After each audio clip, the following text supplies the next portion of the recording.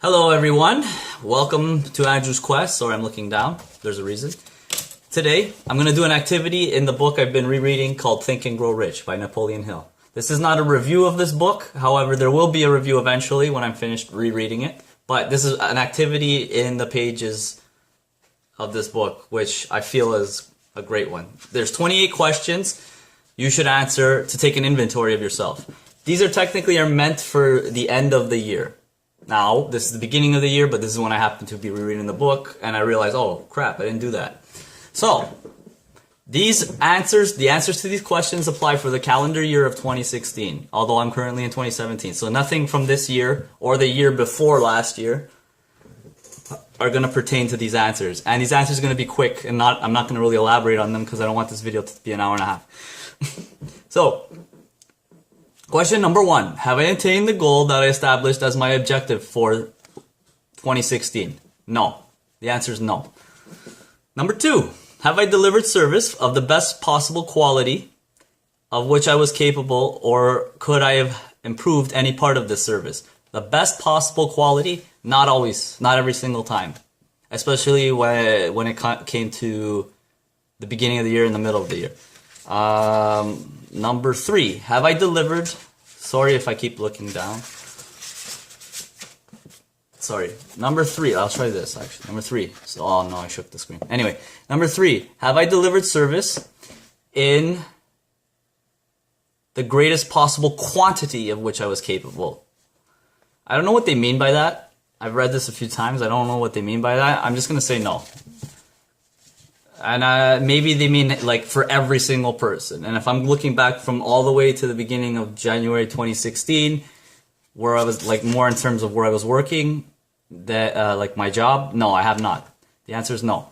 Number 4, am I in the, okay. Number 4, has the spirit of my conduct been harmonious and cooperative at all times? Not at all times. Number 5, have I permitted the habit of procrastination to decrease my efficiency, and if so, to what extent? Yes, I have procrastinated. It did decrease my efficiency to the extent of this channel being started so much later in the year. And in fact, if I'm really looking at it, so much later in my life than when I intended to make a channel. That's one example. Where was I? That was number 5. Number 6, have I improved my personality? And if so, in what ways? That is a yes. In what ways? Many ways. I feel like I'm more social, more compassionate, more energetic, more positive, more mindful, more anything that has to do with empathy and understanding others. That was number 6. Number 7. Sorry. Have I been persistent in following my plans through to completion? The answer is no, especially in the beginning of the year. Although after I started this channel, now, yes. Depends on what time of the year we're talking and which plans. Number 8, have I reached decisions promptly and definitely on all occasions? No. Number 9, have I permitted any one or more of the 6 basic fears, which are in another chapter of this book, to decrease my efficiency? The answer is yes. I have allowed one or some of those 6 basic fears to decrease my efficiency. Number 10, have I been either overcautious or undercautious? Both. Mainly overcautious, but both. Number 11, has my relationship with my colleagues in work been pleasant or unpleasant? If it has been unpleasant, has the fault been partly or wholly mine? It has been pleasant. That I can honestly say. Number 12, have I dissipated any of my energy through a lack of concentration of effort? Yes, I have. Number 13, have I been open-minded and tolerant in connection with all subjects? Yes, I generally am open-minded and tolerant. 14, in what way have I improved my ability to provide service? In what way have I improved again, understanding others' perspectives, I would say is the best way I've improved.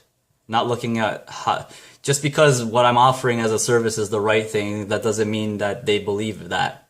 So it's understanding what people want and what people need. That's how I've improved my ability to provide service. 15. Have I been intemperate in any of my habits? If intemperate, it means inconsistent or on and off or whatever. Yes, I have been intemperate with my habits before a certain threshold of the year, in which then there's like a very distinct point in the year where things changed. Number 16, have I expressed either openly or secretly any form of egotism? Yes. Number 17, has my conduct towards my colleagues been such that it has induced them to respect me? The answer is yes. Mostly. I guess, you know what? Not always, but mostly. 18, have my opinions and decisions been based upon guesswork or accuracy of analysis and thought? Mainly on accuracy of analysis and thought, but sometimes guesswork is involved.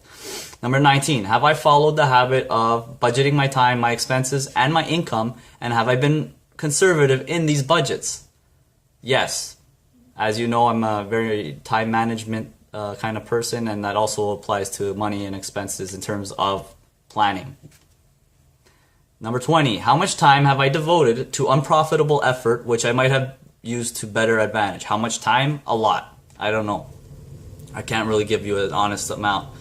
Again, most of this past year, it's up to a certain point. Then, how may I rebudget my time and change my habits so that I will be more efficient during the coming year? I already did that, so I'm actually at a point where I run out of things to do. Like, I do everything that I intend to do, and I'm like, oh, I still have time. So I don't really need to rebudget at this point. 22, have I been guilty of any conduct that was not approved of by my conscience? No, I never go against my conscience. Number 23, in what ways have I provided more service and better service than I was paid for? Charities, mainly. I'll give anybody advice, even if there's no financial return for me, too. I'll help people. I generally want to help people regardless of compensation. 24, have I been unfair to anyone, and if so, in what way? Yes. Usually I expect more of people than they even expect of themselves. So that's one way. I don't know. That's one example. I can't think of a bunch off the top of my head. Number 25, if I had been the purchaser of my own services for the year, would I have been satisfied with my purchase? Generally speaking, yes. Depending which of the things we're talking about. If we're talking about my financial services, then yes, I'd be very happy with my own financial advice. Has the purchase and my service. Number 26, has the purchaser of my services been satisfied with the service I have provided, and if not, why not? There has not been anyone complaining about my financial advice services. Yeah, that's a fact. Just had to fact check that in my brain. No one has complained about my services yet. 27. Number 27. Am I in the right vocation? And if not, why not? Yes and no. I don't just do one thing. I have a job and I do financial advice and whatever comes my way. I'll say yes generally. The wrong vocation, I don't know. I enjoy, if it's the actual physical what I'm doing, I enjoy the things that I'm doing. So yes, I enjoy it. I'm in the right ones. Finally, what is my present rating on the fundamental principles of success? I'm assuming what he means is in this book is the chapters are the fundamental principles of success. I don't know how to rate that, so I'll give myself I'll be fair and conservative. I'll give myself a 6 out of 10 for the year of 2016. Why? Because it started one way and it ended another way. I was that student in the final year of this is an analogy, and it kind of is true of my life. But I was like, imagine I'm in grade 12, final year of high school, whatever, senior year. I need to get into university, and the first half of the year is like, oh crap, my marks are shit. My marks are garbage. Now I gotta step my game up. That is the analogy of 2016.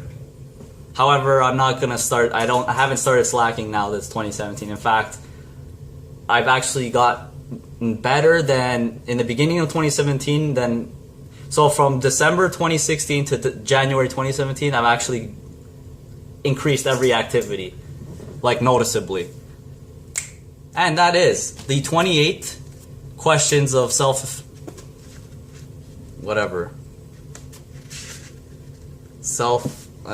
inventory. That's the 28 questions taking an inventory of myself from Think and Grow Rich's chapter, Organized Planning. All right.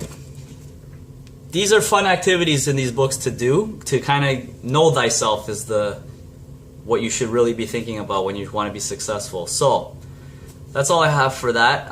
Let's keep growing together. Please like, comment, and subscribe, and have a great day.